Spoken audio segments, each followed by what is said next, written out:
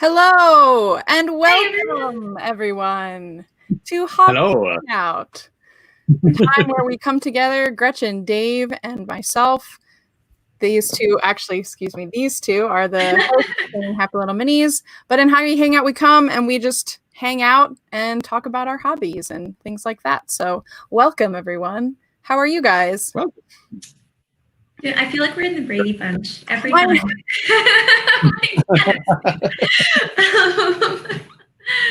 Doing all right. I'm just saying, like next week, if we have 2 guests, there'll be 5 of us, and we'll just need to get 4 more people for the Brady Bunch. Well, 3 more people. Yeah, we can do it. I like it. So, Gretchen, what are you up to this week with your hobbies? Well, I'm going to continue working on my painting from last time. Woo! With Guy Fieri and some old style swords get up there. But this time, since I have all of my base colors down from last Thursday, I get to work on all of the more detailed kind of stuff. So it'll be a less dramatic reveal at the end than last time, but hopefully I'll get a lot of progress down. Awesome. Can you show us where you're going to be working on the detailing?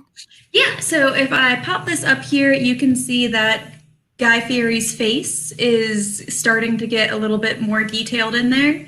So I'm going to probably be working on him first because I want him to stand out a lot more as the primary focus of the piece. So I'm going to get him as detailed as possible. I want you to know that that is Guy Fieri. There'll be nice little flames on his shirt when I'm done.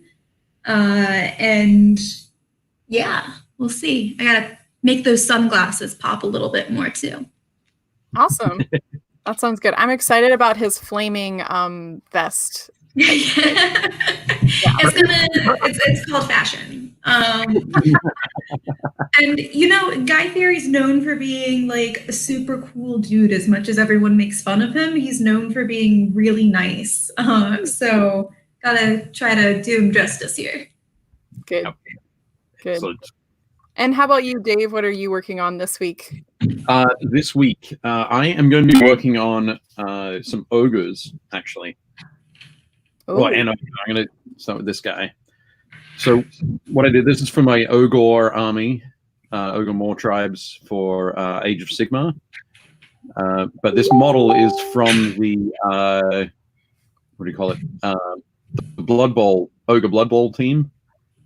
And sorry, we're getting all the notifications here, Dave. Hey, it's not me. Yeah. I wish I could turn it off, then I wouldn't be able to stream. Oh, that's unfortunate. Yeah. So this is what they look like. But I've just replaced the hands with weapons. Okay, cool. And so these are much more dynamic ogre than the original plastic ogres, which were kind of more this sort of style, very sort of solid and plotting. So I thought it'd be cool to add some of these to sort of mix it up a little bit. So I'm going to be doing that. I have some stuff just off to the side here. You see it, one of them in there. So I can just quickly show you what I've been working on in the past week. Want to see that? Cool. Ding, ding. Okie dokie. So last week I was painting up parts for a Castigator Imperial Knight. Wow. Look at that guy. I finished him. Woohoo! Well, loaded up with all the decals and battle damage and all that sort of fun sort of stuff. That's awesome. So just for a quick idea, it's like a human size model. Oh my goodness, the ratio. Yeah. So it's pretty cool. I definitely like it. So that's what I was working on last week. So that's completed now. I'm gonna put that to the side. I've been starting work on a Chaos Knights. Did I show this last week? I think you might have. I don't remember the guy next to the piece of terrain though. One of the things that when we were talking about the plastic card and the tubing and that sort of thing, some of the stuff that I've got, right. there was some of the like the exhausts on the back of this, so that's where that might have come up. Gotcha. Yep. And actually, when we were talking about the spaghetti, has it? Oh, it's definitely dried. Some cured. Well, actually, these are 6 new pieces. Oh, they're new. I pulled the other ones off once they were dry and used them. But so yeah, these are some fresh pieces there. Thinner ones. Yeah. Fresh spaghetti. I got some. One of them here is like angel hair pasta. So nice. And then Friday night, I think it was, I was working on putting this guy together. Okay. So this is a chaos night, but I did some cutting on his legs to sort of reassemble them, because normally it's there with two feet down. But now he's in motion. Yep. Ooh. And I had to angle this leg. Normally this leg would be sort of pitched in like that. Okay. Angle it so that the weight sort of comes down over the top of that center point. So it has it has a realistic kind of running feel. That's awesome. So yeah, lots of big guys is what I'm painting, working on. Big guys. All Yep. big guys. Indeed. I would like to take a moment to say hello to our friends in the chat. We have Michael Harris. Howdy. Maybe Hey, Michael. Michael is from Texas. We have Wacky and Wacky, who actually joined us for one of our playthroughs. Oh, awesome. On Tuesday, which was really fun. And they actually played along. Hello, Jeff. Hello, Ogre from YouTube. Nice hair, Dave. And hello, Dave Moffat. I should say, thanks, Ogre. And also hello, Janitoro. The Blood Bowl models are so dynamic and cool. People converting them to their armies is awesome, which I agree with. And then lastly, hello, Seth Cross. Thank you all for joining. And also a random Facebook user. Yes, I believe it was Roger Moore. Excellent. I appreciate every random Facebook user we have. Yeah. So if you are watching through our group, our Painting Happy Little Minis group, watch through our Facebook page, and then I'll be able to see your name and stuff like that. So that is fine. And he says, Ogre says, you're welcome, mate. Which is a good fun. Oh yeah, and actually Wacky reminded me they won on when we played the game together. They actually won the score. We scored them along with us, and they won. Top stuff.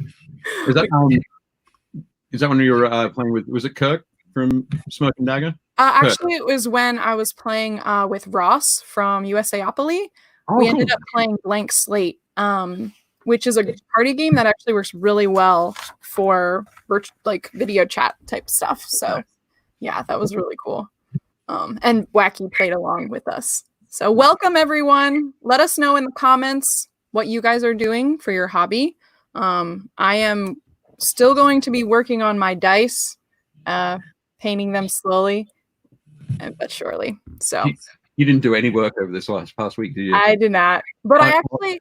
Sorry, no work on the dice. Yeah. I did do work, everyone. You just finished telling us about how much work you did. But I actually used these for a campaign literally right after I painted them, so that was really helpful. Awesome. How'd they do?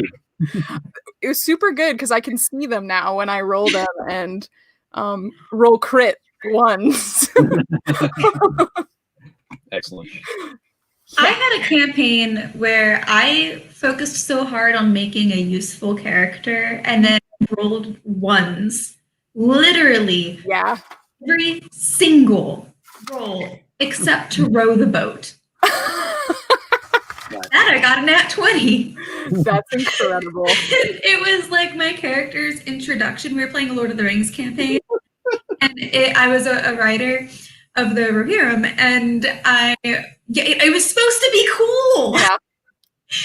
But I rolled a 1 on everything except rowing the boat, and then later during a combat sequence, as long as I was on the horse, I was doing great. So it became a really funny joke that I was just a complete meathead and couldn't do anything other than row a boat and ride a horse.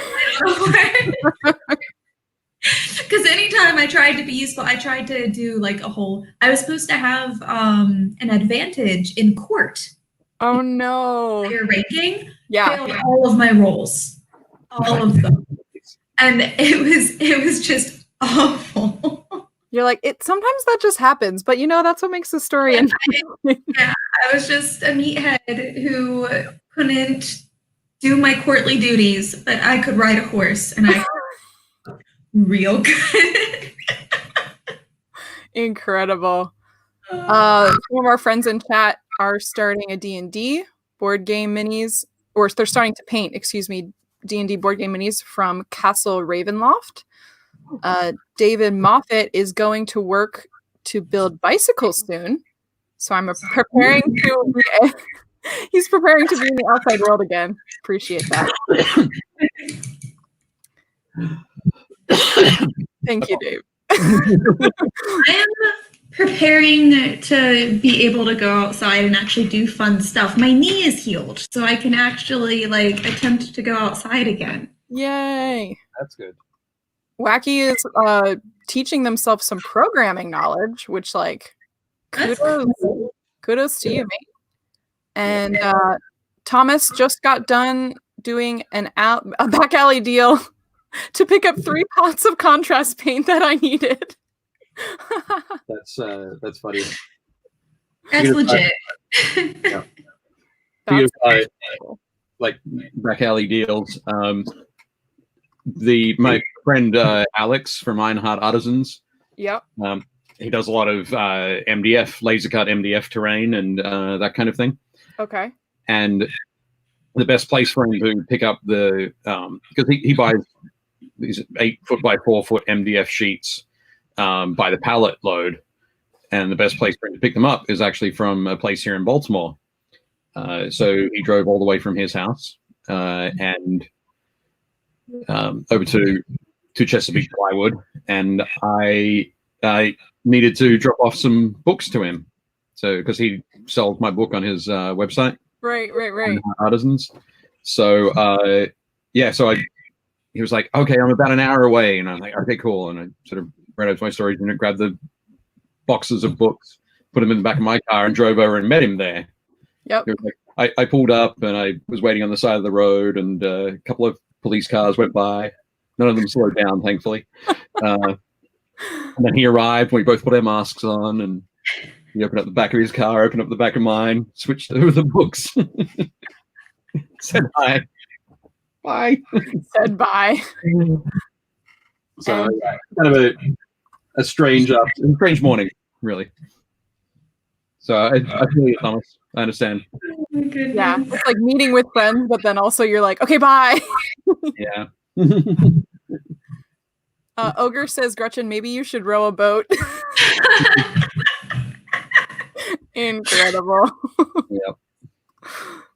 Also, Wacky says I'm a computer science major, so I kind of need to know all about programming, which that's fair. Indeed. That is fair. So part of Hobby Hangout is being part of Painting Happy Little Minis, and we actually have a Facebook group where people can go and post their minis, but people can also post questions and things like that. So I wanted to take a moment to talk about one of the questions that was in the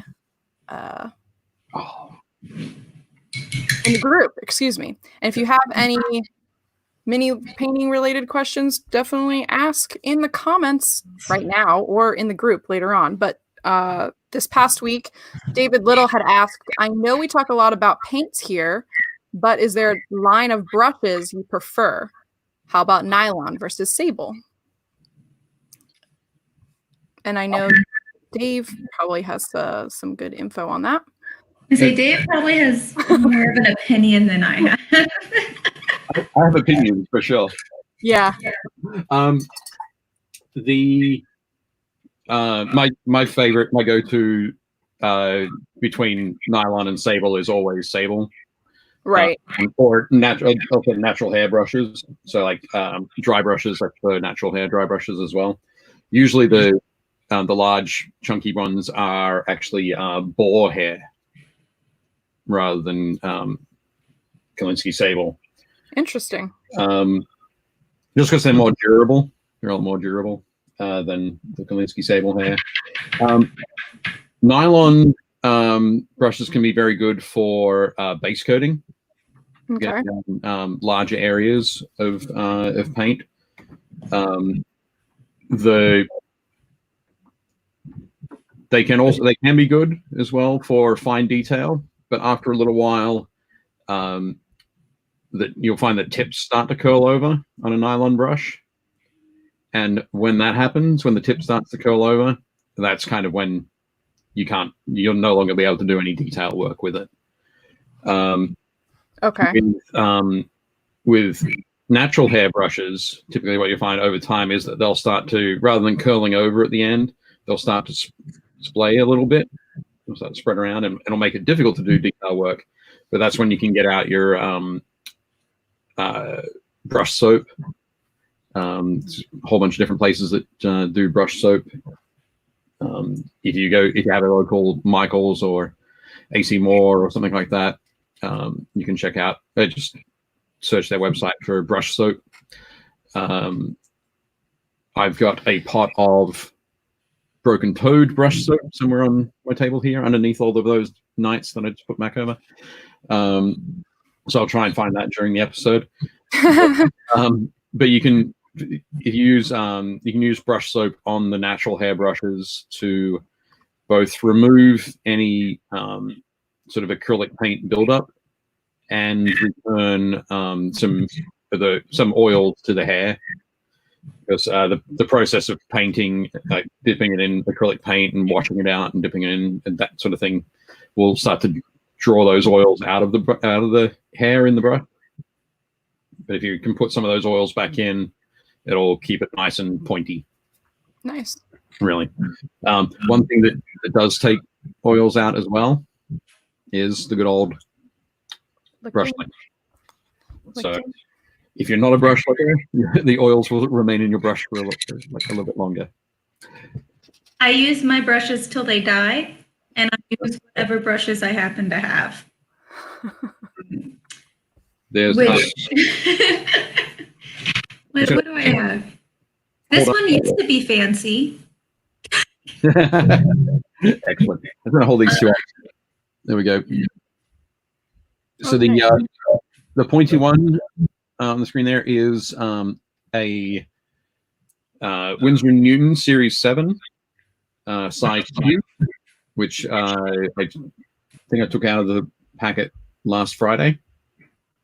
So it's still nice and new and pointy, but it's got you can see the hair on there, like the bristles at the top. It has a nice, what's called a belly. So this part of the brush is called the belly. So it's good for holding a lot of paint and painting in large areas, but the nice fine tip means that you can get in and do detail work as well. This one is about 2 years old. It's a shade brush from GW. But when it started out, it originally had, it went to a point like this one. But it also had a large belly because it's good to have that for applying washes and shades and that kind of thing. It has seen better days. It has seen better days. I've probably got about 6 solid months out of it as a brush with a point. But now it's my small dry brush. I'll use this for like dry brushing bases and stuff like that. Oh, nice. So, good. Ogre says Sable for minis, Nylon for terrain.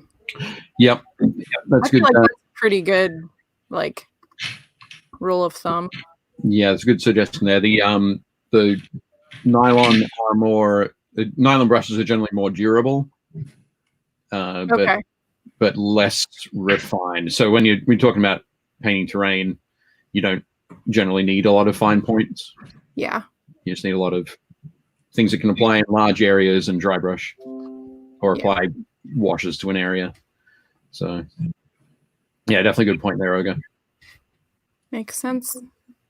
Oh yeah, David Moffat says, this reminds me that I need to condition some brushes and change my paint water. Yeah. Thanks for the reminder, Dave. I changed mine. Change your paint water, guys. On the semi-regular, for sure. But yes, I will also say that my favorite brand of brushes are the Broken Toad brushes. And I placed an order with my friend Alex, but unfortunately he didn't have any of the size ones that I was looking for. So I've had to place another order. I always like to have a couple of backup brushes just in case something horrific happens. Yeah. You don't want to be sitting there and end up with a paintbrush covered in super glue. Your brushes. I was thinking like fire for some reason. Yeah. When your brushes just combust in your hand, you know. I you know how that goes. So you Sorry, what did you say, Dave? I said I paint quickly, but not that quickly. So, Speed painter with fire. Yeah. It's a good time. Madness. Well, and I think it's interesting because when you're using acrylic paint, like for example, Gretchen is using, you can get away with less high quality, I guess, brushes because you're using plastic. I don't know. It's a plastic medium anyway, so. I mean, I feel like I guess it depends on what detail work you want because it does work the same. But I feel like for watercolor, you want like something. Well, for watercolor, yeah, you need something that's gonna be a lot more. So my nicer brushes I use for watercolor. Right. And that's these, which, I mean, they're not super expensive, but they're gonna hold. They're gonna hold paint differently. Right. And they have nice soft bristles, and that's gonna have a big difference in quality of work when it comes to that. For acrylics, since I use paint thickly, I feel like I could almost even just use like a knife. Oh, right. Oil paint. Yeah. Yep. Here's my painting of swords, painted with a sword. That was awesome. That would ruin a sword. You know, that would be great. Sword bros would be mad at me if I just like. Yeah. But, I think there's a follow-up there. Agha says, like a pandemic, maybe. And when I said something horrific happens, it's like, yeah, if something bad happens and you're used to being able to just pop down to the store and grab a new brush. Yeah. Or place an order and have it arrive in the next couple of days, that's not too bad. But when you're like, this might be delayed for 2 to 3 weeks. Yeah. It's like, there's no way I'm not painting for 2 to 3 weeks. No way. I also saw an interesting comment on that post because that post was in our Painting Happy Little Minis group. Yep. And someone had said, if you're willing to pay like so much for a pot of paint, like you should be willing to pay equal amounts for your tools. Yeah. And I was like, that's because you can pay a lot for paint sometimes. Yeah. I think it's one of those things that I'll always say is that it's everybody has their approach and everybody has the thing that works for them. And as long as it's working for you, go for it. Right. But if it's not working for you, there's something in the mix that you might want to switch up, experiment. Right. So. Okay. We have a comment about contrast paints. It's a big comment. Are you ready? Okay. Oh, it covers all of us.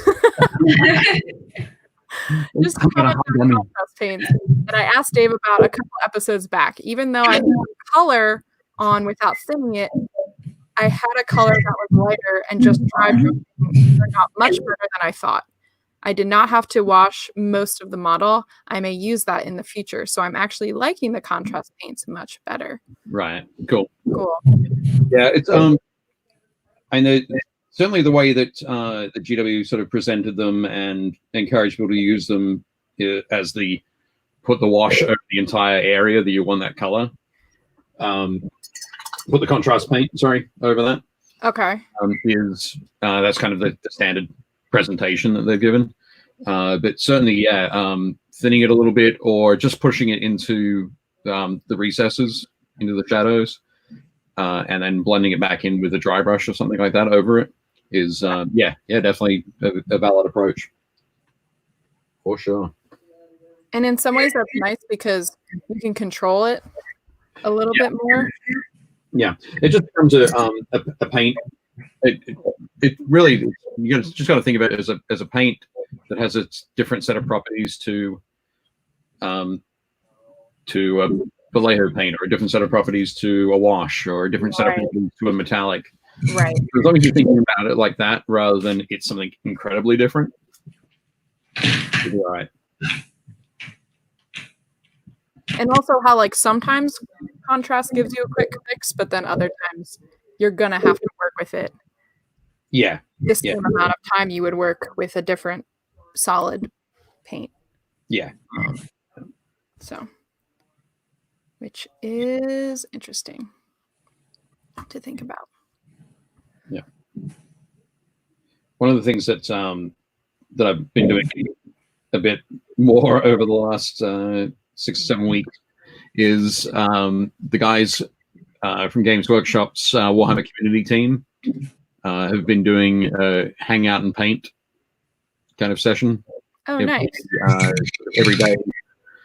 It's from there 4 p.m. to 7 p.m. for the UK. Okay. Us here on the East Coast, it's 11 a.m. till 2 p.m. I know a couple of guys on the stream, so it's kind of like hanging out with friends to sit there and watch it. But, yeah. And obviously they work for Games Workshop, so they're going to be talking about Games Workshop products and Games Workshop paints. But there are a lot of great ideas that they have, different ways to use the paints than you might have originally thought. Has Chris Peach and Nick Bainton, who were sort of some of the original guys on their army painting team. So they've painted loads and loads of models as well. But it's always good to listen to people's ideas or thoughts about how you can apply different painting ideas or different painting techniques or color schemes to sort of mass armies. Yeah. Because everybody has like their own, and they might have even just randomly found it. The really great technique, kind of like the plastic, thing. It's like, oh, it was an accident, but it's great. I hope I can replicate it next time. Right. Yeah, exactly. David says, I tried using contrast the thick way yesterday and ended up with a Dark Angels green that was as good as the 90s era paint job. Having painted many Dark Angels in the 90s, that's not necessarily a bad thing. I guess it depends on which model you're referring to. Or if you were going for that approach. Or if you're going for a 90s look. Bingo. It's fine. It's good. It's all good things. All good things. Would you guys like to look at some minis? Yeah. Okay. Let me do it. Da, da, da, da.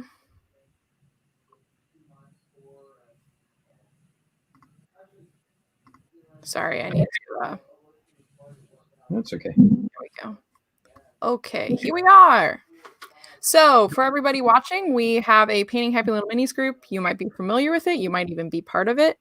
And people can join and post up their miniatures. You see them on the show every week and just kind of talk about them. And it's really fun to see what everybody's been doing. And it's a great way to just like enjoy the community. So I recommend you joining if you haven't.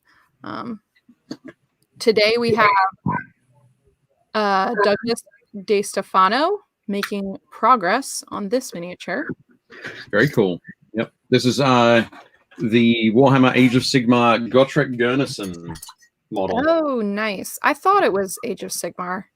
Yep. The you can tell by the enormous mohawk. Yeah. It's almost as tall as the rest of the model. But Gotrek is a character from originally from the Warhammer world. He's been in the background for ages. I think the first Gotrek books were like 25, 30 years ago. Okay. And yeah, it's kind of when the Warhammer world blew up, like literally. Oh. And Warhammer Age of Sigmar was introduced. There's like thousands of years in the timeline between the two. But there are still characters from the original Warhammer worlds that have sort of either become gods or they were almost gods, kind of thing. Gotrek is a character that's just been reintroduced recently with the release of this model. I think it was just before Christmas. But yeah, so he's back in there, and now he can wander around the mortal realms and approach it like he always has, which is like, what's going on? What's happening? Where are the big things that I can kill? So it's going to be fun to have him back in the world. But Douglas is doing a great job here. Excellent sort of base painting. I'm loving the shading on the flesh there. Oh yeah. Both around his face, and yeah, particularly that area that you just you highlighted before. Where? Yeah, looking really good. And yeah, excited to see how far Douglas decides to take up those the highlights on the red there. See if he goes up into the orange. Yeah, that should be fun. It would be cool if you had like red, orange highlights. Yeah. Maybe just fun. Okay. Good job. Awesome work. Kieran Byrne. We're just finishing finished during shutdown when I should be working from home. I love that. That reminds me very much of like Robin Hood, but like the old Robin Hood from Disney with the fox and all the other, but like different time period. Same world, different time period. It's kind of it has a very much like an English highwayman kind of feel to it. Yeah, like a Victorian highwayman. But it looks fantastic. And somebody asked him about the puff of smoke. Oh yeah, I know. The front there, and out of the flash pan. And he said he basically did it with essentially like polyfill or like cushion stuffing. Oh, so little tiny tufts to tease out of a cushion. That's so cool. Place some hardened with glue. So that is very resourceful. Yeah, looks great though. Also, this friend just recently joined, so the group. Yep. Well, welcome. And it's a brilliant start there, Kieran. Yeah. Okay, John is working on these crazy ogres. I think these are from Massive Darkness? I have a feeling they are. Maybe. I'm not sure. They might be refound. I don't know. But they look fantastic. They're super characterful, right? Yeah. Because those faces are awesome. But yeah, really enjoying your treatment on these. I think that flesh color is really cool. And I love the greeny yellow. Yeah, that greenish yellow. But having that brown shade means that it's not too cool. It's still keeping it very warm, which is nice. And I love the highlighting and shading around those faces is great. Yeah. Awesome work, John. I like the blue tufts as well. Yeah. Mr. Chris Hood with the Shadow Talon from Reaper Miniatures. Fantastic. A really nice dynamic model. I have to say so. I enjoy that pop of like orange on the face with that pose. I feel like it's just right here. Yeah. Yeah, exactly. That was the first thing I was going to call out when I had it down. Beat you to it, Dave. Yeah, no, that's good. I'm fine with that. But no, it looks definitely looks awesome. I think the obviously it's the orange blue that's getting me. Mm-hmm. I'll say that again, but yeah, no, looking good. I don't. It's one of those things where my comic book knowledge is lacking. I'm not sure if this is an actual comic book character or if it's simply a cool comic book superhero creation from Reaper. Yeah, I've no. I'm gonna go for the latter then. But yeah, it looks great. Beautiful work there. Oh yeah, Danielle Aftink, my creation of today. Which you have this model, right, Dave? I don't have this one. I painted one for a commission. Oh. But Danielle's done an awesome job here. That's, I think this is an amazing model. So any paint is really very. Yeah. No, she's done a brilliant job. I love the. I think my favorite part is she's got the so down the front. Right here. Yep, with the front of the sort of that little cabin underneath it. Oh yeah. That lovely sort of orange. Quite a vibrant sort of orangey brown ground. Picking that out then on the mushrooms, sort of up a bit to the right, and it has a similar bit on the back there. Just helps you that color choice. Also, then sort of move around the model. Yeah. So you go looking for your eyes naturally wander to the next bit. And I like how there's like also this green on the eye that's very distinct from the color story that's happening with the orange. Yep. Yeah. No, I think it's great. It really work. It's a super fun model to paint, and Danielle's done an awesome job with it. Yeah, great job. Also, Danielle is another new member in our group. Welcome. We have so many new members who are just killing it. No. David Trump with Not from Critical Role. And I believe with this he was finished the Mighty Nine, so that'll be nice. The Mighty Nine. All set together. Nice. This is the model that's done by from the Critical Role set by Steamforged. Yes. Right? Okay, cool. Excellent. No, this is looking really cool. I am curious. The ear, are they ears? Yeah. Okay. Not is a goblin. Okay. So the I think what I'm curious about is it's almost like zebra striping from there. Yeah, I don't know. I think that's a. I wasn't sure if that was a like a defined part of the character or if it's just an approach that Dave's taken. I believe it's an approach Dave's taken. I'm not exactly sure. I think it's really cool. I think it's very interesting. But one of the things I do love is that even in the green skin isn't super bright. The cloak is obviously very dark and somber, and the dark hair, but he still managed to make that face stand out. Yeah, so it's beautifully from that from the hood. Nice work, Dave. Looks great. It really does. Very nice. Mr. Chris Gorka finished up my second squad of B1S's. Will be one. That is really fun basing. B1s. I like how it pulls the green from the top of the droid down into the basing. Oh, yeah, you're right. Yes, with the rock. Definitely cool. I have to find out where the grass tufts are from. I know, that's what I was thinking. Just say, I'm gonna find out if that came up on my screen or on. No, okay. It was just my screen.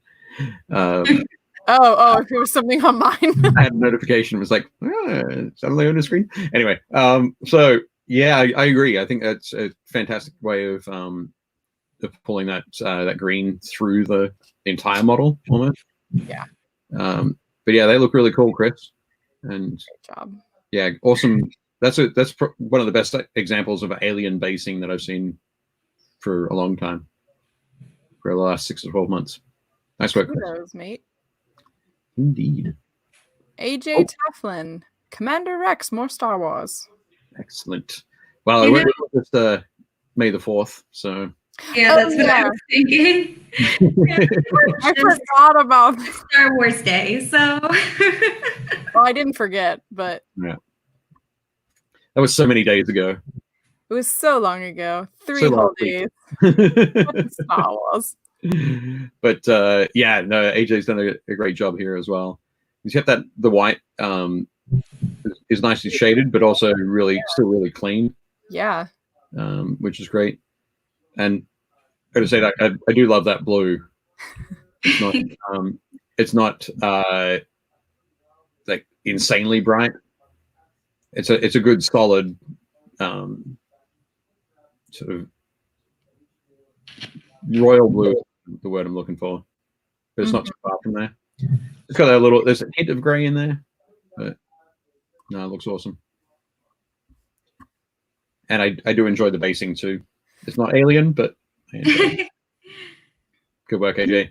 We'll let it pass. It's not alien, but it's amazing to me what good basing does to really bring out someone's mini. Yeah. Cool. So we have Mario Crescenti. Yep. Crescenti. Sorry, Mariana. No, this barbarian is looking fantastic. I'm really liking it. I think the big axe and the even bigger sword definitely make me chuckle. I mean, the axe almost looks like it's in like a reasonable size compared to that sword. Yeah. I feel like if I saw that coming at me and being able to single-handedly dual wield each of those weapons, I would just nope. Yep, you would nope. Mm-hmm. Yeah, it would be pretty. Let's see how quickly he can swing them, though. Yeah, he's probably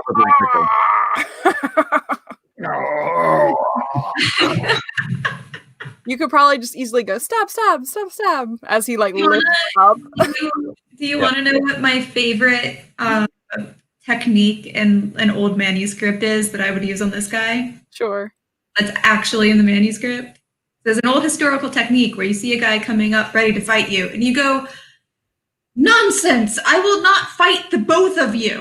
And then when they turn around to see what you're talking about, you either unscrew your pommel and like throw it at them, or you just like run. And that's what I would do. I'm just like, oh, not two giants dual wielding. That's a good distraction technique. I'm going to remember that for future. Yeah, you have to sell it. The indignity of fighting two. Ah. Yeah. Yep. No, I think Mariana's done a great job here as well. The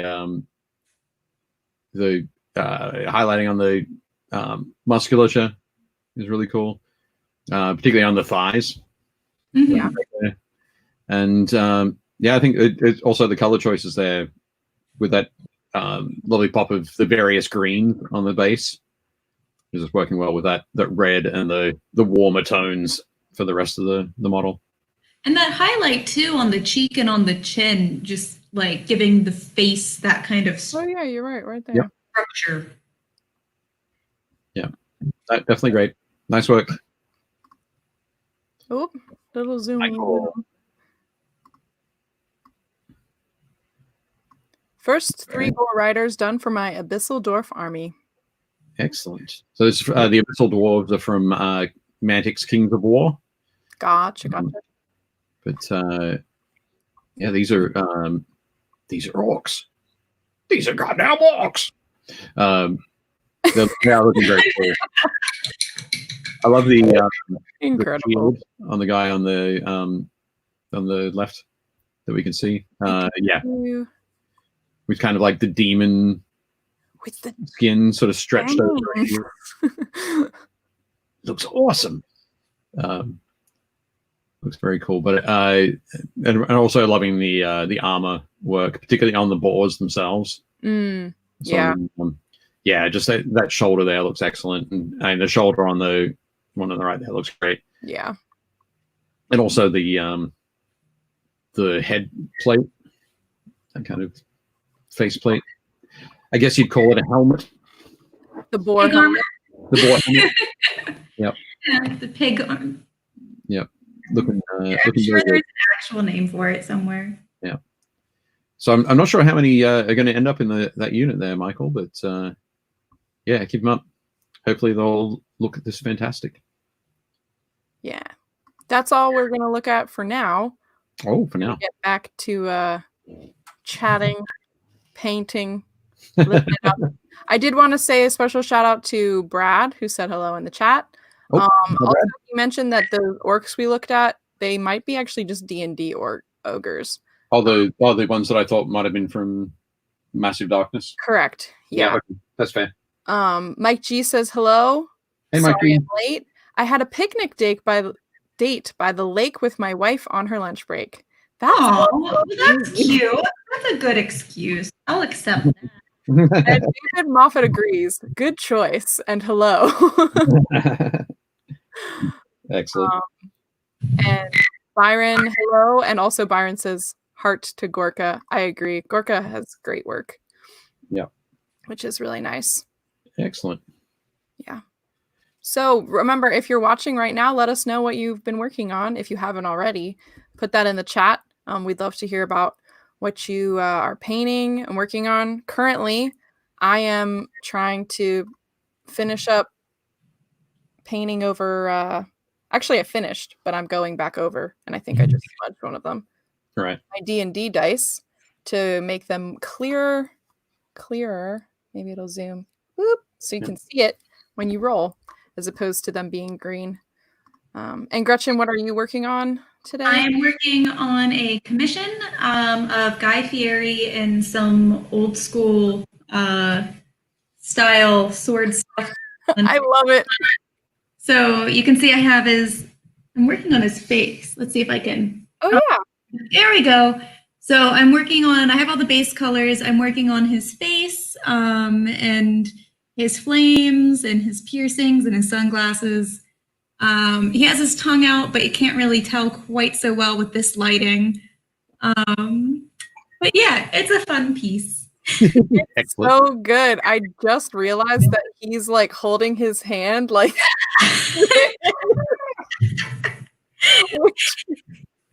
incredible. That's the thing to get you into Flavor Town.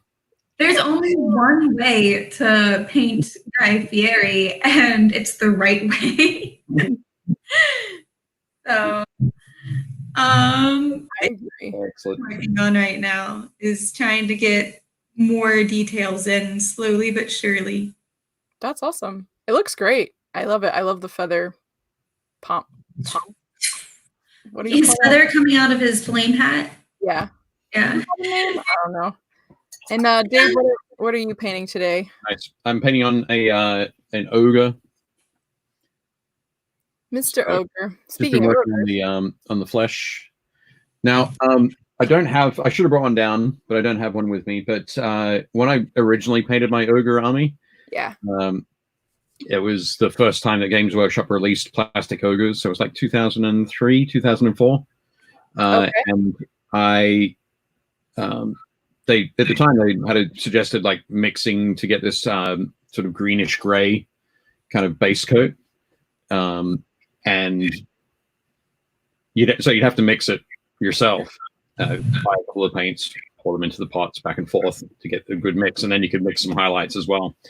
I haven't had those mixes for a long time, and Games Workshop has since changed their color range, so those paints don't exist anymore. Oh no. So I have found that Bastion Gray from the 2-3 range is a very similar base kind of coat for it. So that's what I'm starting on, working with that, and then mixing in some Vallejo dwarf skin from the game color range. I kind of slowly build that up. going to show this guy a little bit closer to the camera. Oh, nice. That's kind of the approach that I used for this guy. I did a little bit of extra shading in there, but and also in this one he's got a lot of sort of wounds and separating flesh around these spikes that are sticking out of him. Right. So if I need to do that on my ogres, I can add those in, or probably some of these areas like around the plates of armor. I'll probably do a little bit of that sort of rub where the skin's sort of been rubbed raw, like bruising. Almost? Yeah, more sort of I think ligature marks is kind of what they might be referred to. If my watching of sort of Law and Order SVU or the CSI shows, that has proved you well. if that's the basis for my scientific understanding, I'm going to go with ligature marks. I trust it, Dave. You're an expert. But yeah, so I'll do those. But I think I'm just going to switch to doing some work on. So because this guy is one of the Blood Bowl models, he has his pants are actually shorts. So I don't know why that makes because it's funny. He's going to stay cool and fashionable in the summer. Okay. And while you're on the field. The original plastic models. Okay. Yeah. They have that kind of sort of Eastern European kind of shoe boot thing, and the pants went all the way and were tucked into the boots. The boot. Mm. But the Blood Bowl guys, shorts. Shorts for days. Cool. Gotta keep cool. So I'm probably going to I might mess around with some of the fabric on this, touch some of it up with some white or some ivory paint to prepare it for some contrast work. Ooh, speaking of contrast. Yeah. That's probably much faster. But yeah. I mean they still have, I'm just gonna hold this up again, but you can they still have that kind of feel on the boots, the little kicked up toe there. Oh, that's cool. Yeah, I see it. But rather than being like leather boots, they're more like soccer boots with some gaiters or wrapping around the calf. Oh, I see. Yeah. So yeah, there's a lot of couple of different textures in there, so opportunity to do them in different colors. So for your team, what's your team colors? Pardon? What are your team colors for the Blood Bowl? Oh, I'm not going to be using it for Blood Bowl. I'm going to be using it for Age of Sigma. So the colors for the army are all sorts of browns and grays and bones and a couple of reds sort of splashed in there. I'm disappointed. Where are these Blood Bowl? You want me to paint up a Blood Bowl team? Yeah, I want you to paint up a Blood Bowl team just for me. You have time, right, Dave? Come on. all the time. One of the things that actually one of the things I am excited to eventually get is a couple of weeks ago when GW did their, I think it was either the second or the third. It might have been the third preview weekend. Okay. They actually showed what they call a snotling team. So you have like ogres and trolls that are big. You've got orcs that are smaller. You have goblins that are smaller than them. Right. And then you have snotlings that are the smallest. Oh. So the snotlings are tiny. Like standard snotling would come up to this guy's knee. So in the team, they've got like 24 models in the box. Okay. The team box they're all really tiny, and they have a thing called a snotling pump wagon, which is a kind of, you imagine like an old railroad cart that you sort of put up and down to make it move. So imagine that, and then you put a big spiky death roller on the front, and you build it up so that you can have more snotlings clambered on top of it. Yes. So that as you run past somebody, anybody that you don't run over with the spiky death roller, you can lean out and hit them with the other dudes on top. With your sword or whatever, your broken bottle, that kind of thing. Yeah. I love this. Half-eaten chicken leg. But That's it's yeah, so that's a Blood Bowl team that I could certainly get behind. Yes. Painting. But we're not sure when that's going to be released. So. Oh, okay. I've got time to wait for that. I'll just, talk to all my contacts over at GW. That'd be cool. You go ahead and do that.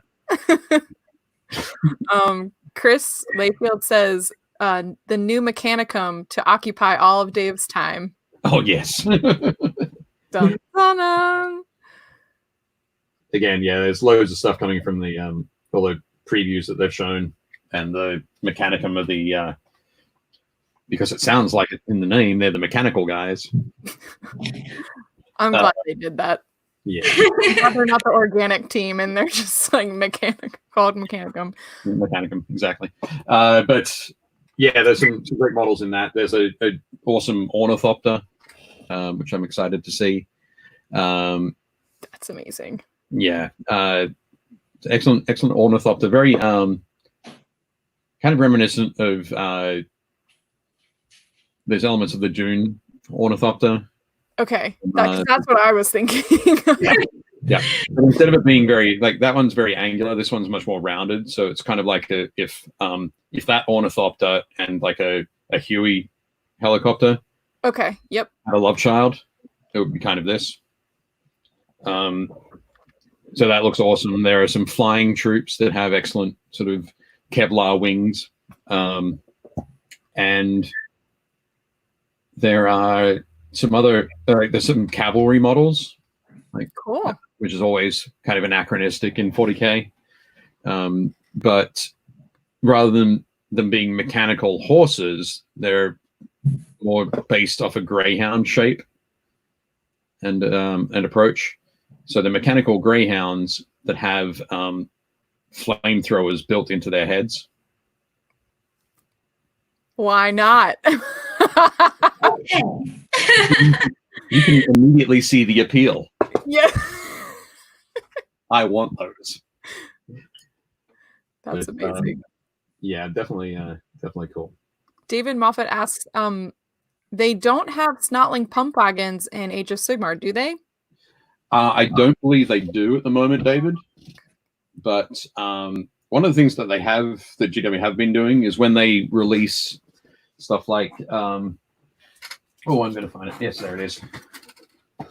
For example, some of the stuff that they've been releasing for Beastgrave and Night Vault, that kind of thing, is these war bands have been getting rules for Age of Sigmar. So I really hope that they do sort of basically add a snotling warband snotling warband to Age of Sigmar. That'd be great. Yeah. Also, David says, I'm off to work. Have a great show. Have a good one, Dave. Joining us, David. We appreciate it.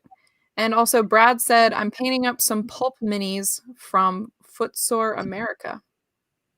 Okay, cool. Nice. Also, I wanted to talk about one of the other questions that we had in the group this week, which was also about brush care. Graham asks, just wondering if anyone has any tips for caring for my brushes. I don't really buy expensive brushes, but seem to kill them fairly regularly. Right. I did mention before about a little bit already. So you've every week for the last 5 weeks now? Yeah. You've been coming into my basement and having a look around, so you know that it's incredibly messy. So no, go back to the 3-shot. 3-shot? Do you want me to? There we go. So you don't have to see me dig through the entire. Oh, okay. You'll cover it.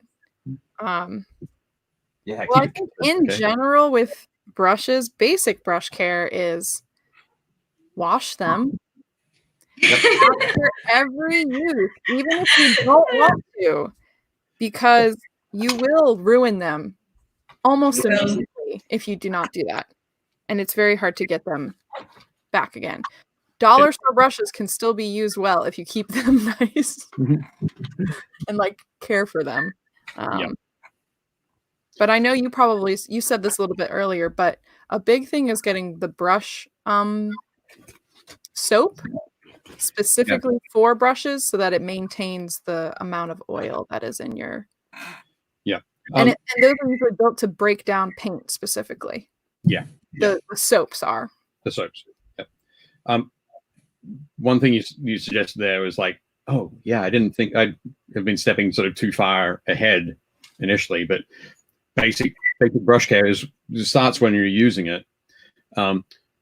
You want to try and make sure that the paint doesn't go any more than like halfway up the bristles. So if you've got that, you don't want it to go sort of past there. Wash it out. Like once you use that paint, wash it out, dry it off on paper towel or a towel, or some people, my friend James Wapple uses an old sock that he puts over his arm. So he's painting like this all the time. Brush. Oh, that's kind of cool. Dries it off there. I like that. Or takes some of the excess paint off or controls it. There's loads of different ways to do it, but the important part is not letting paint get up inside the metal part, which is called the ferrule. Because if the paint gets up there, it gets around the base of all of the bristles, and when it dries, it just makes the bristles go. With that sound, you can actually hear it happening. Oh, it'll be like wow, wow, wow. Pretty much. So that's one of the biggest things is making sure your paint doesn't get further up. Obviously, I have 2 young daughters, and whenever we're doing an art project, that's something I just repeat to them all the time. Not further than halfway up the bristles. Do they listen? No, but I do repeat it on a regular basis. But you still make sure they hear it. They know it in their mind. Have to hear it, because one day it will click. And they'll be like, my dad told me. I learned this thing. I think it'll be when they buy some like $15 brushes and their friends come along and don't listen to them. Yeah. Then they'll go, oh. And they'll be like, you jerk. But yes, we're talking about brush soap. I'm not actually going to use that one. Also, real quick, I just want to say Ogre said they had to go off. Goodbye, Ogre. I'll be here next week. So thank you for watching. We appreciate you. That'd be cool, Ogre. And also Monument Slow Fuse says hello, Dave and gang. Awesome.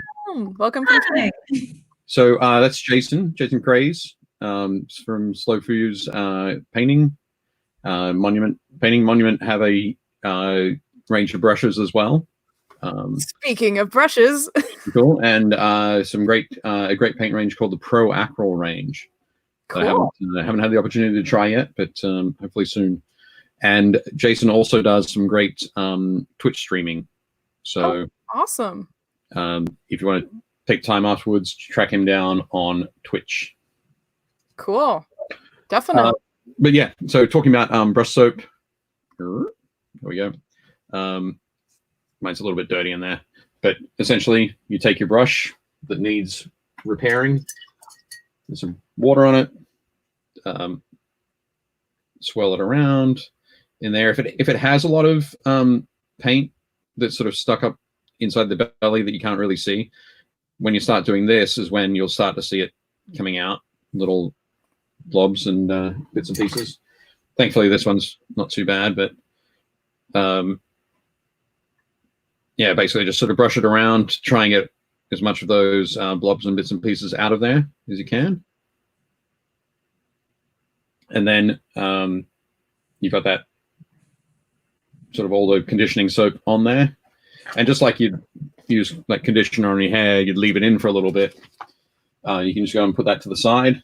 I suggest resting it so that the tip is down, but obviously not sort of resting up against something.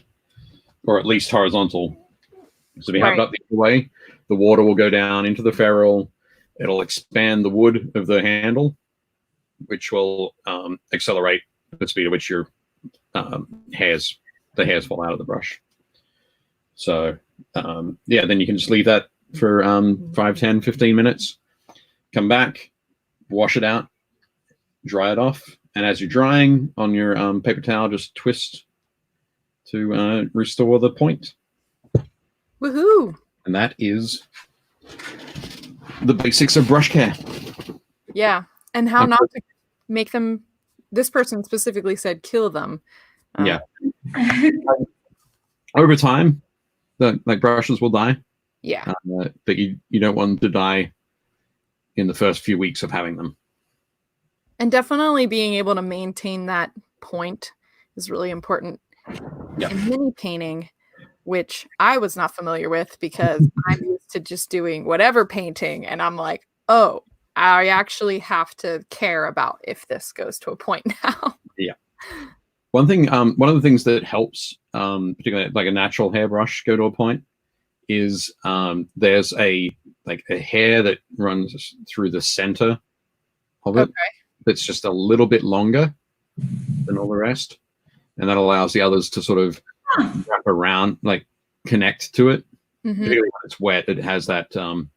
So you got the moisture bonding the. I never knew that. It's why sometimes when you're painting very fine stuff, you might end up with a little tiny blob of paint right in the end. I say blob, it sounds large, but something that's really tiny dot of paint on the end. So you can just then just sort of pull that off there.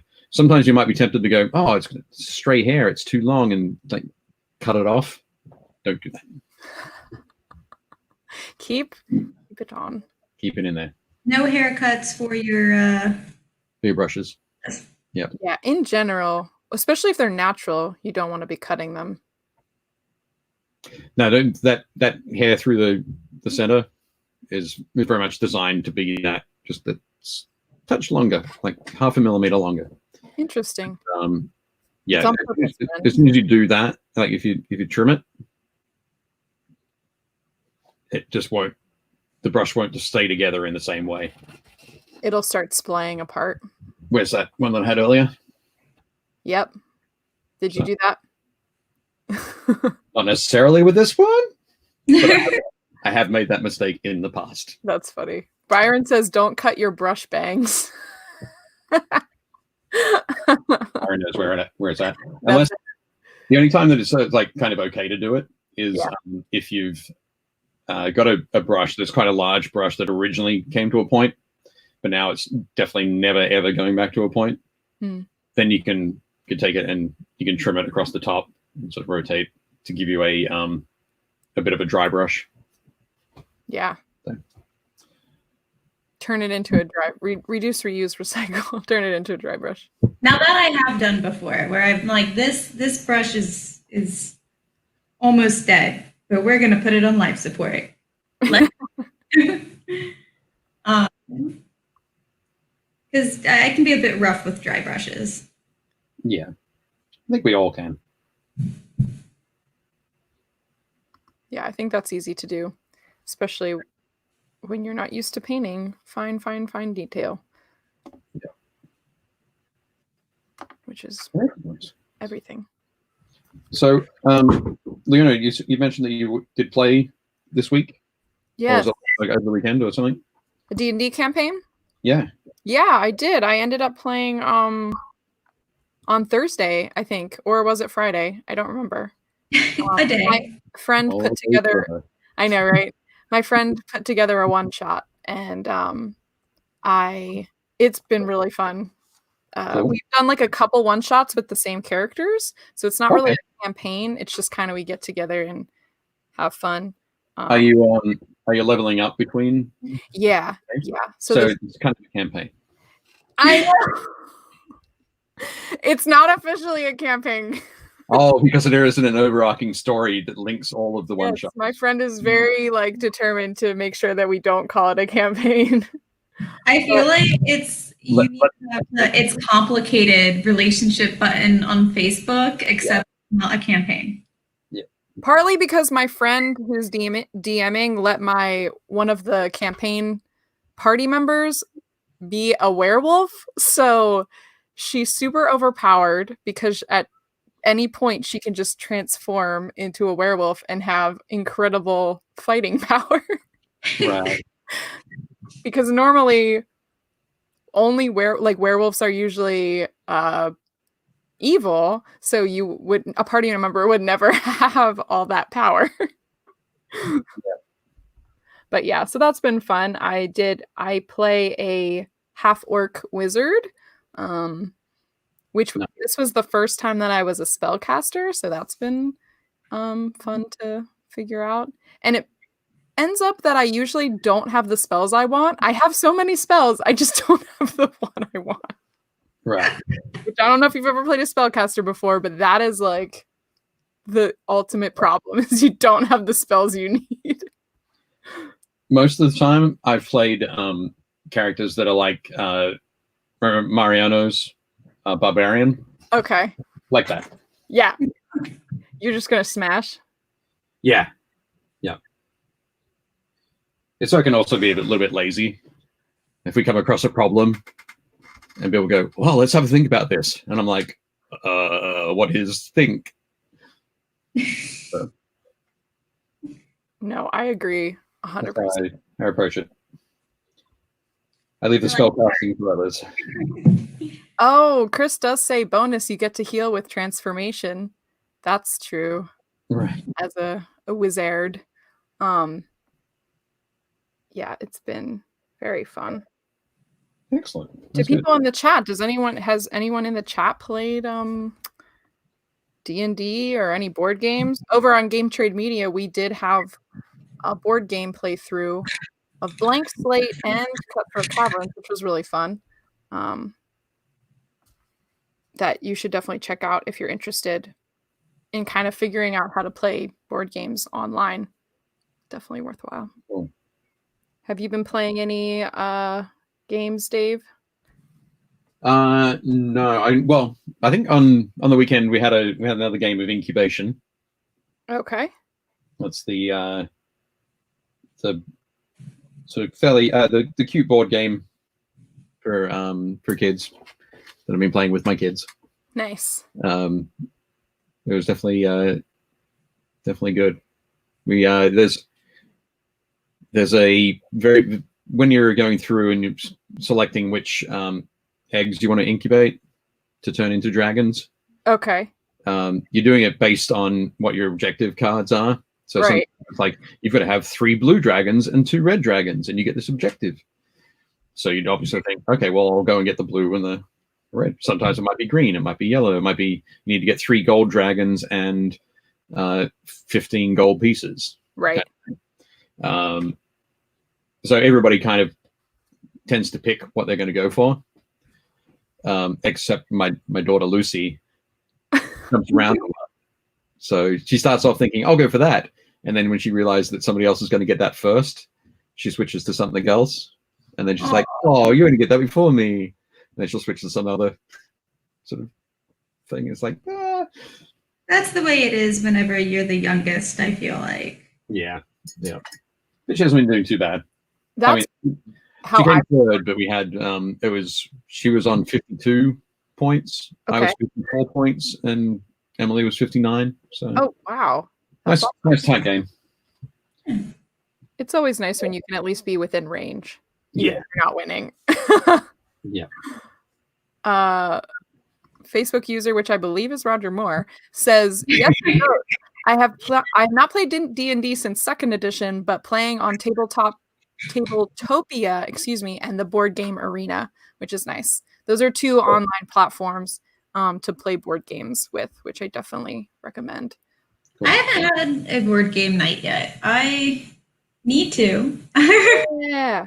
I have a whole cabinet right behind me, actually. Let's see if I can go this way. Yeah. Oh, look at that. It has all the board games in There it. you go. And there's RPGs up at the top and then board games down at the bottom. That's awesome. But I haven't had a chance to crack it open yet. Cool. Oh, waiting. And Brad says, I've been painting, but when playing, I've been doing a campaign of Rangers of Shadow Deep solo. Yeah. Yeah, Rangers of Shadow Deep is from Osprey. No, is it Osprey Games or is it just Joe McCullough? Ooh, I'm not sure. Might have been self-published. Gotcha. But I think it's Osprey. But Joe definitely works for Osprey. But Joe also wrote Frostgrave. Gotcha. He's in our studios 2 years ago, I think. This time 2 years ago. Yes. You're right. He was in the studio. Yeah. And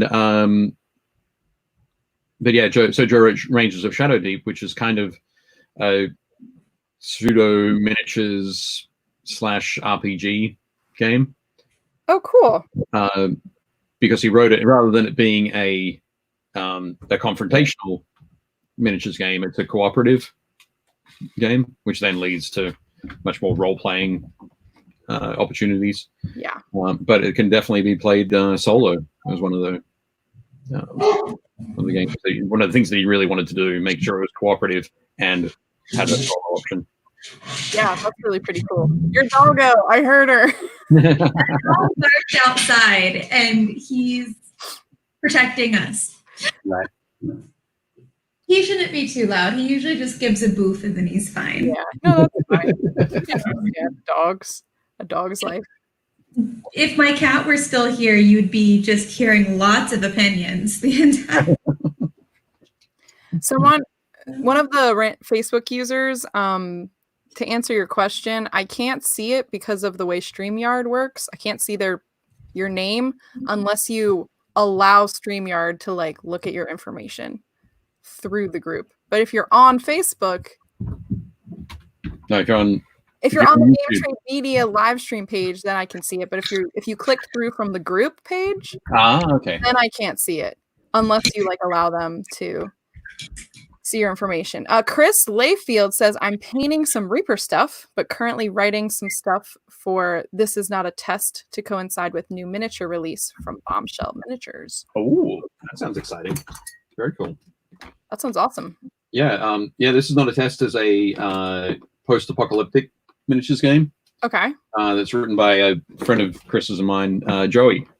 And I've actually done I do the photography and layout for This Is Not a Test. So nice. I have laid out scenarios written by Chris. And then Byron says, I want the Scott Pilgrim game. I believe that's by Renegade. I think so. He painted minis for it before. Yeah, and I believe they just released minis like a couple months ago for it. Or like they released an expansion for it or something like that. Okay. Definitely recommend. Very cool. A good time. That was good. They were fun minis.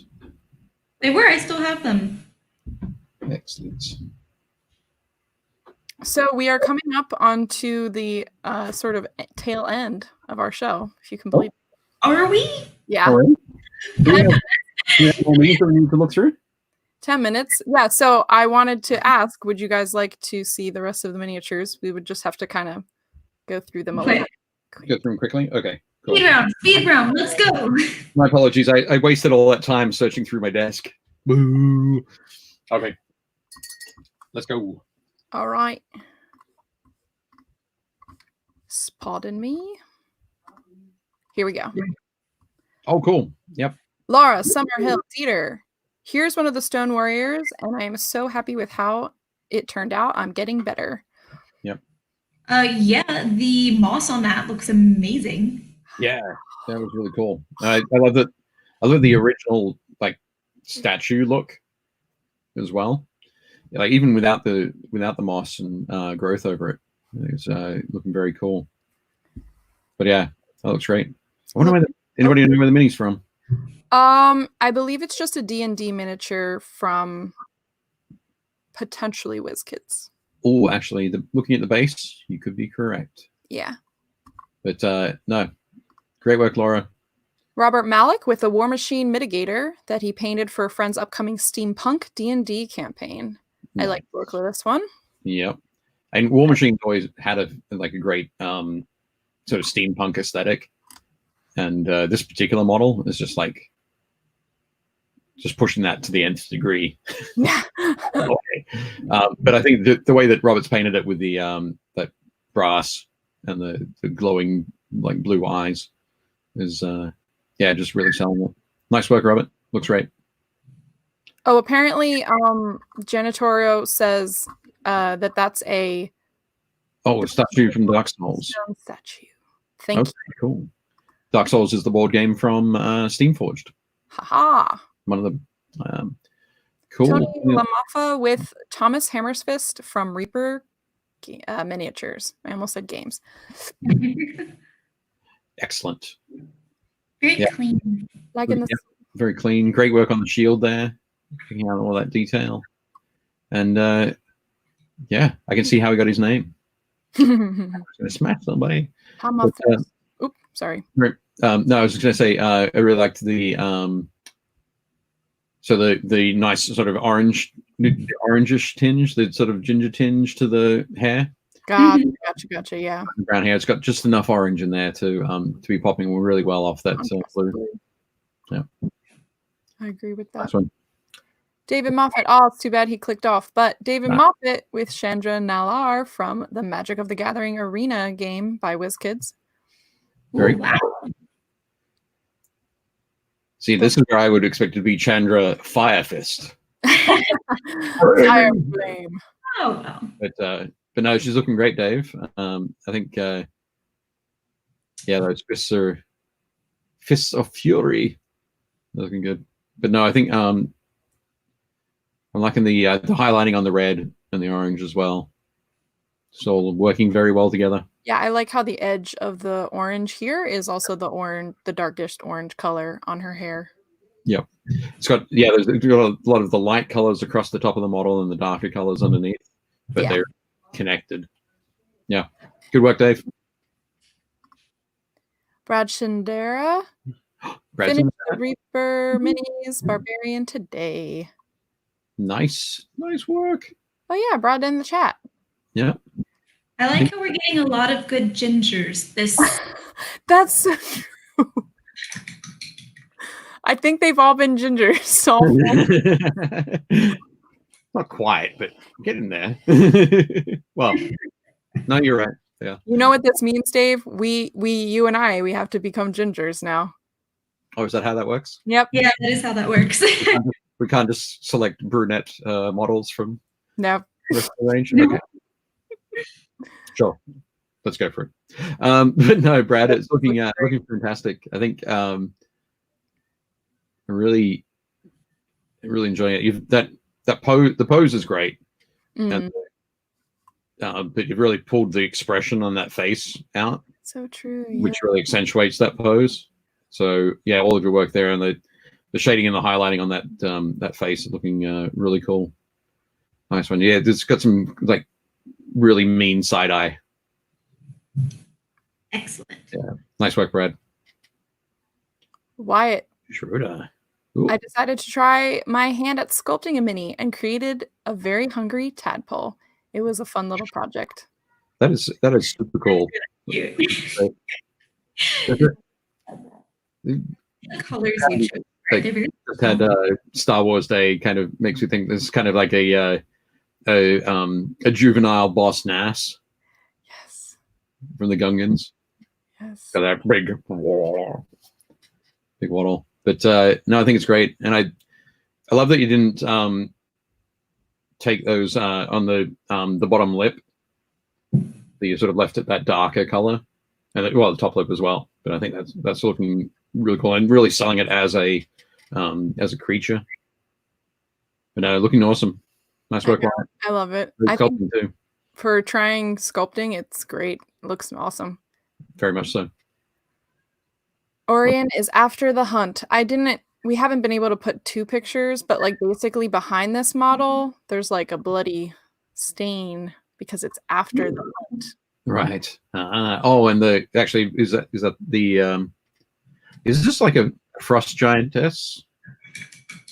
That looks like it looks like a moose on the back, and we all know how. Yeah, that's definitely like a reindeer or a moose. Yeah. But yeah, looking great there. I like that. I wasn't sure if we were going to get this one, or Orion put up another piece where they were working on. Oh yeah, earlier I had already medals. Yeah, but no, this one's great as well. I mean, they're both great, but this one's very cool. I'm loving the all the colors are working really well together. I love that the blue obviously works against the orange and the browns. Another ginger. Another ginger, for sure. We did this deliberately. But the purple in the blue is working really well against that pale yellow on the spear haft and the bow. Yeah. Thing. Yep. Great work. Excellent choices there. Cursed dice with a Dagon Cthulhu from Cthulhu, Death May Die. Excuse me. It's yeah, very, very cool and awesome and ethereal nightmare fuel. It almost is that. Like the colors are so nice and soft and they're sweet colors. And then you just see this and you're like, what? What's going on? Yep. And like these tentacle things. Yeah. I'm definitely loving the color choices and some of those blends in there are looking nice. Very cool. And just those millions of tiny eyes. Sharp teeth. Very cool. That's a great model. Nice work, Cursed Dice. Oh, Rachel. Last one for today. Pike. Pike Critical Role. I'm pretty sure this is from the first campaign, but I'm not exactly sure. So. Okay. Cool. But so is Pike a gnome, a halfling? A halfling. Actually, no. This must be from the second one. Yeah. A halfling. Halfling. But I'm going to say, is a halfling cleric? I'm not sure. I bet you it is. I think it is because it's the armor looks very because of the mace, clerical, and the mace. Mace. It had been a sword, obviously not. But I would have gone paladin. But yeah. But no, I think you've done a great job here, Rachel. And yes, you did pick another. You picked another model that's got that ginger tinge to the hair. I don't know. You know, it's so funny. I did not realize that. Yeah. Picking them. Sure. Totally believe you. But yeah, I think Rachel did a really great job. Yeah. Yep, she has. And I love that the sort of the gem on the chest. It's a great sort of spot color to pop in there. But yeah, looking awesome, Rachel. Nice work. Thank you. Thank you for everyone who posted in the group. And even if we didn't see your miniatures, thank you guys for posting. I see them. I try and like all of them. I know Dave and Gretchen also appreciate them as well. It's been really fun, even though we're all stuck at home, to still see what people are doing, like creatively. And I've really, really enjoyed that. So yeah, definitely awesome. Yeah, it's been really fun. Well, we have kind of come to the close of today's hobby hangout. I appreciate everyone who has been commenting, chatting with us, even if you had to go to work or if you're listening in the background of when you're supposed to be working. Lol. But real quick, I just wanted to see, Gretchen, what's your progress for what have I accomplished? Yeah. So look at that. Let me pop here. So I have been working on his face, his hat, his hand, getting that lace, and then working on crisping up his little capelet thing. I'm on the wrong side to point to that. His little capelet on here, and just working on getting those details. So you can't really see with my camera, but he has his earrings now, and his tongue, you can... I can tell it's sticking out more. This doesn't really pick it up. And then his hat has the flames on it and is a lot more crisp. and he has that more of that lace detailing on his collar and on his sleeve. So, but yeah, so little by little coming together. He will. I love that lace detailing. I think that looks really good. Yeah. And his face looks so great. Like, even though I can't see everything, as you said, but I can still tell. It's I know exactly who it is. Whenever I'm actually done with it, I'll take a picture in the light.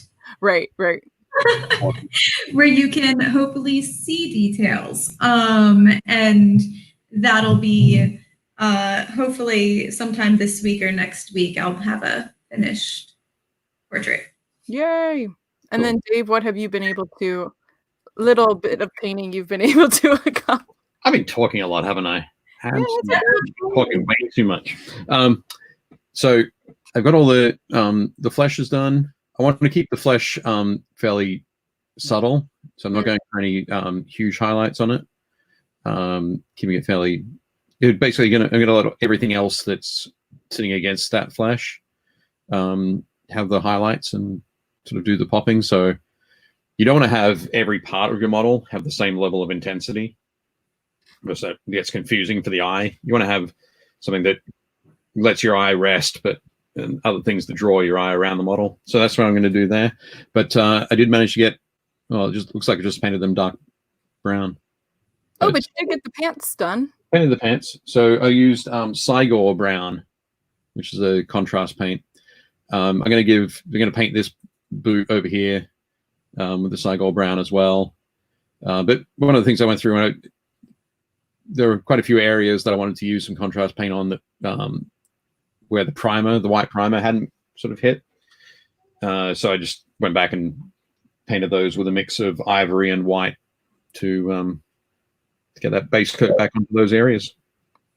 Very cool. So he's coming along. Awesome. No great rush. I have no plans for the Ogre army. So yeah, just let them happen. Awesome. Well, thank you guys for joining painting. Hobby Hangout. Hobby Hangout. Happy Little Minis. One thing, thank you everyone in the chat for joining. What did you say? I was going to say one thing just quickly. Yeah. Next week we're going to be joined by John and maybe Aaron. Yes. From Monster Fight Club. Yes. Our Brady Bunch will grow. It will be awesome. So if you're interested in sci-fi, I was going to say I received my Monster Terrain stuff yesterday. Oh, cool! So the package came through. So I have this is the pre-painted terrain that they did the Kickstarter for last year. Awesome! I'm excited. How cool does that look? Yeah, that looks so good. Hang on. And in the studio, it looks really great. Oh, the little guy. Put a little dude on it. Makes it look better. You dudes. So yeah, lots of cool stuff there. But also, yeah, they sent me some minis from their Cyberpunk Red range. Yeah. So I'm going to do a little bit of painting on those next week. That'll be dirty fingernails. It's okay. It's fine. Just gotta. It's the real life here. Like none of that polish that we get when we go into the studio. And I make Dave clean his nail, which is not true. I've never done that. Also, I just want to shout out to Dave. He says hello. Sorry, I'm late, but also we're about to close. Dave, we talked about your mini. We really liked it. I want to know about the zebra pattern on the ears. Yeah, about the zebra pattern on Not. You'll see if you go back and listen to it. So, cool. So yeah, obviously he goes back and rewatches each show. I know I do. I do 20 times. So yeah, thank you everyone for joining. Thank you, Dave, and thank you, Gretchen, for hanging out. We are going to be talking to Monster Fight Club next week, which is really exciting. They have some great terrain, Monster Fight Club terrain, or whatever they ended up calling it. Monster Terrain. Monster Terrain, and then also we're going to look at some Cyberpunk minis that they're coming out with, which will be in retail very soon. So super excited about that. And also we'll hear from Aaron, who is one of the game designers, and he's just going to be able to talk a little bit more about like some of the games that the Monster Fight Club has been putting together as well. So that'll be really fun.